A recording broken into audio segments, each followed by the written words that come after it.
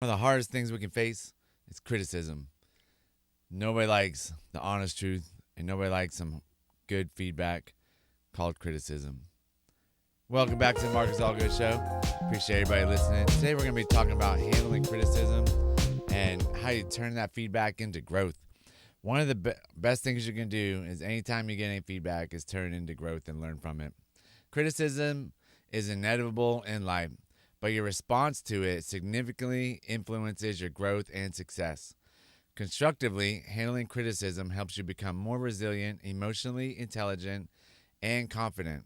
Rather than allowing criticism to discourage you, learning how to turn feedback into valuable insights creates meaningful opportunities for personal and professional development.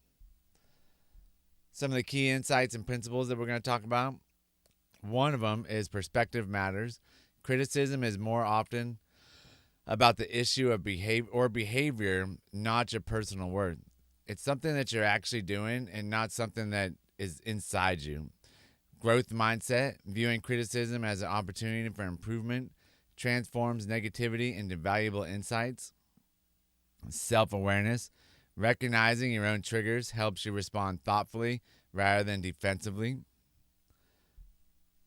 Constructive and destructive criticism, learn to distinguish valuable feedback from unhealthy negativity.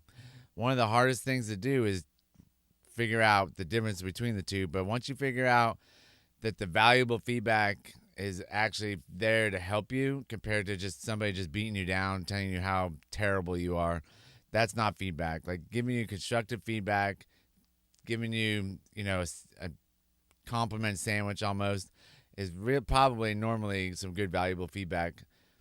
Emotional control, managing your initial emotional reaction allows clearer, more productive responses. Do not get overly emotional. One thing you really got to do is when you get some feedback, think about it. Take 30 seconds or so to think about it, maybe even a minute, and then respond back. Like really think about what you're going to say. Think about what the other person said, and then go from there. Don't just fire off. Like as soon as they say, you didn't do this right today, don't just be like, well, I didn't do it. My oldest daughter always has an excuse like right away. You got to sit back, think about it, and realize what the person's saying and then respond back and actually take it into, oh, I understand what you're saying. Some practical steps and strategies. Pause and reflect. We just talked about that. Take a moment to process the criticism calmly before responding. Ask clarifying questions. Gently seek specifics to better understand and learn from the feedback. Separate emotion from fact. Focus objectively on the actionable elements rather than emotional reactions. And that's really hard to do. We all do that. I will go through all the emotions I got and have and just ignore the facts every time. And then I have to go back to the facts and just take out the emotion and be like, yep, they were right. Express gratitude. Thanking the critic demonstrates maturity, encourages open dialogue, and reduces defensiveness. Create an action plan. Identify actionable steps to improve or address the feedback constructively. Discard helpful criticism. Recognize when feedback is unfair or malicious, and consciously choose not to internalize it. Some common challenges and solutions. Taking criticism personally. Remind yourself criticism often reflects a particular situation, not your character, not you. Focus on behaviors and actions, not self-worth. Feeling defensive or angry. Pause and take a deep breath. Allow your emotions to settle before responding.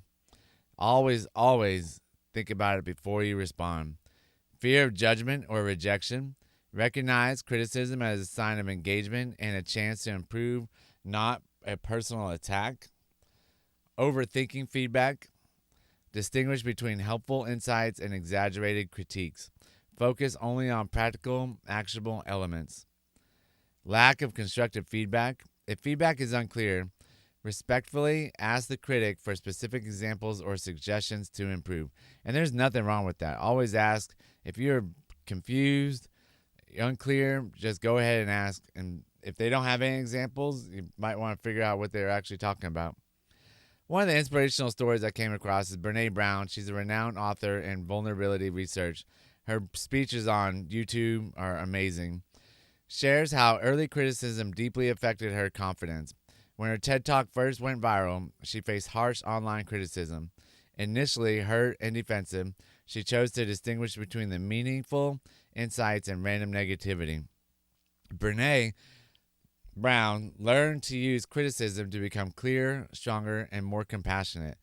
This openness not only deepened her resilience, but also greatly enhanced her professional growth and impact, demonstrating how criticism can fuel rather than hinder success. Learning to skillfully handle criticism is essential to thriving personally and professionally. By seeking criticism as a tool for growth, you empower yourself to evolve into your strongest, your most authentic self you can be. I appreciate everybody listening. That's the pod. Y'all have a great day.